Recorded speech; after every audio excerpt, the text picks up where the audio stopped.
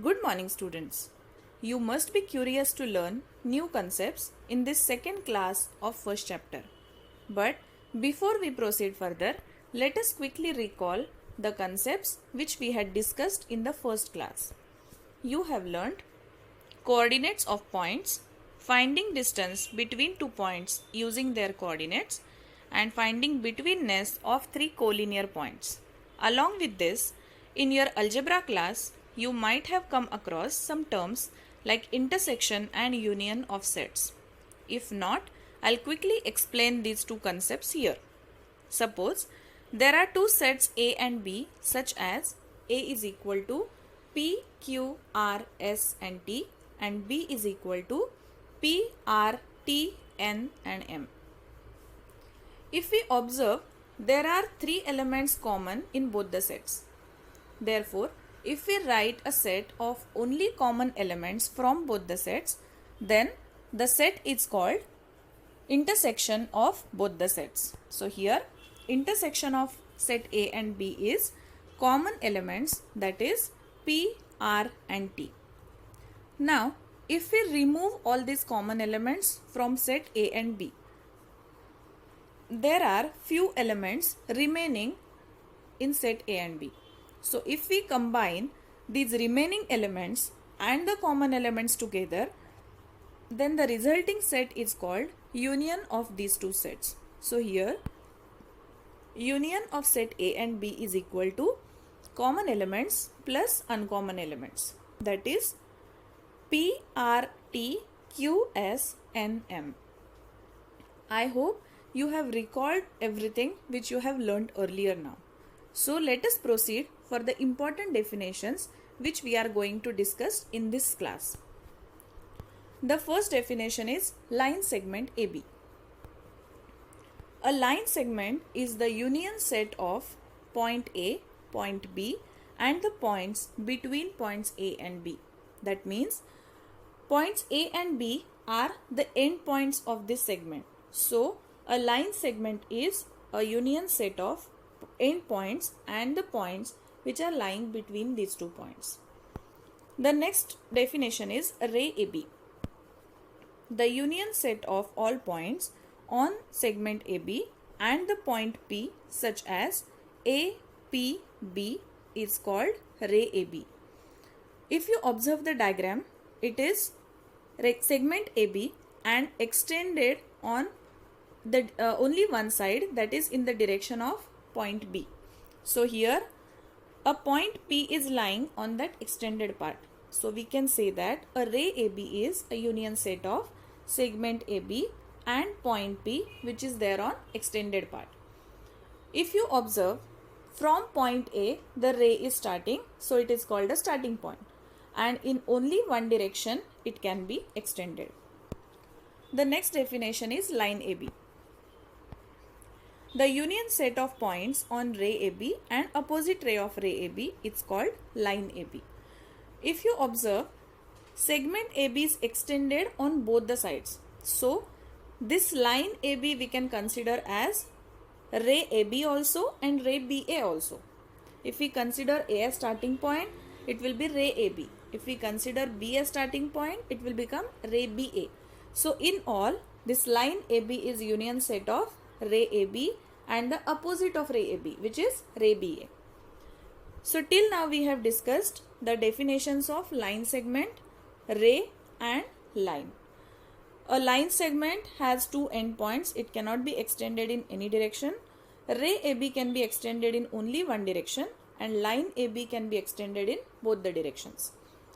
Let us proceed further. The next definition is of congruent segments.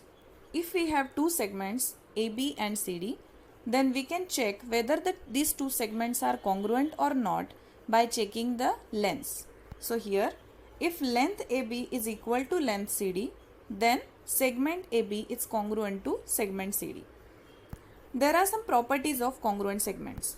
The first property is reflexivity. Each segment is congruent to itself.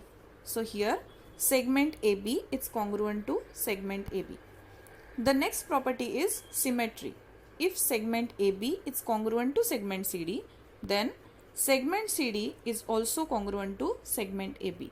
It means if there are two segments and first segment is congruent to second segment, that means second segment is also congruent to first segment.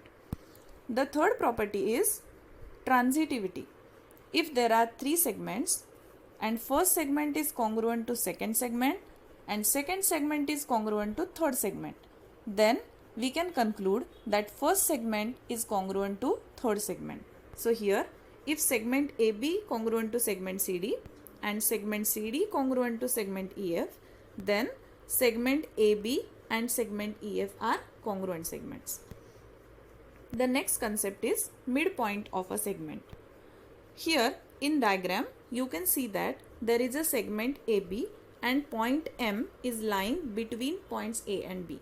But along with that there are some indications which are shown on segment AM and segment BM.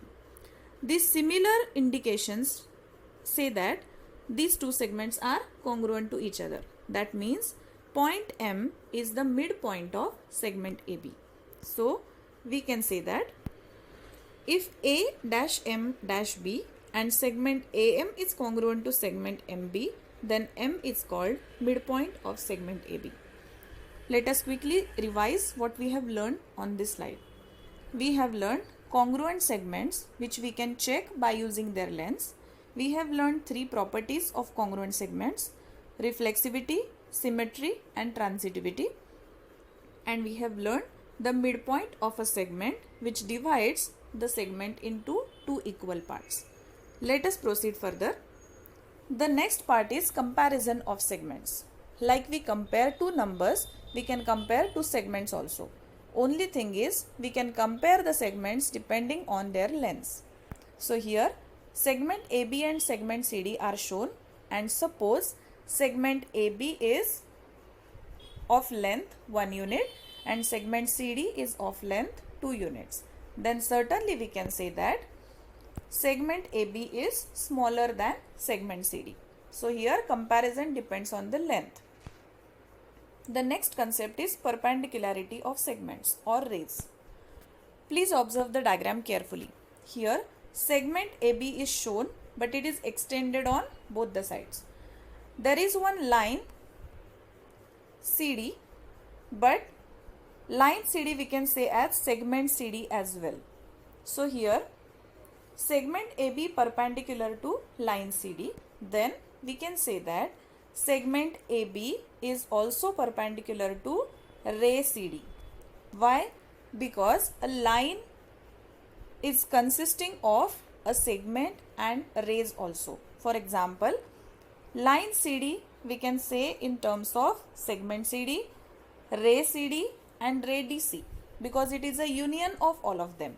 So if a segment is perpendicular to a line, that segment is also perpendicular to the rays which are consisting in that line. The next concept is distance of a point from a line. Observe the diagram carefully. A line AB and a point C which is outside the line AB is given. Therefore, the distance between point C and line AB is equal to length of perpendicular from point C on line AB, which is indicated by different color here, which is equal to length of CD. Therefore, the distance between point C and AB is length of CD here. Let us quickly summarize the concepts which we have discussed in this class. You have learnt definitions of segment, ray, line and congruent segments. We also discussed the properties of congruent segments like reflexivity, symmetry and transitivity. Along with that, we discussed perpendicularity of line or rays and the distance of a point from a line. Please revise all this at home. In the next video, we will solve few questions based on all these concepts.